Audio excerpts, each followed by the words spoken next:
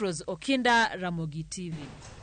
Wadhi kaunti Masia kama Jalup gavana Masia William Oduol nochopo nyim bura ma kaunti no maduoko penjo weche mano wache witelo mar gavana Masia James Orengo.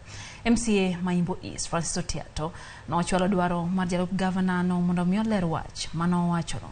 Moko weche mano wacho gin sirikand gavana mar Orengo negi mibadhi mathoth maloyo e kinde gavana machon Kone Rasanga kolero ni moko kuom jotije mag kaunti miteko mamalo magitiyo gode ka omenda mag kaunti e kima moko.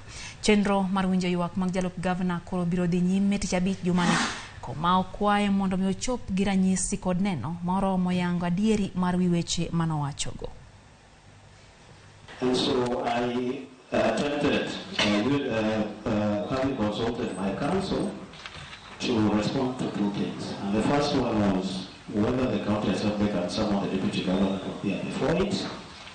And yes, the county assembly can summon any member of the county executive, including governor, deputy governor.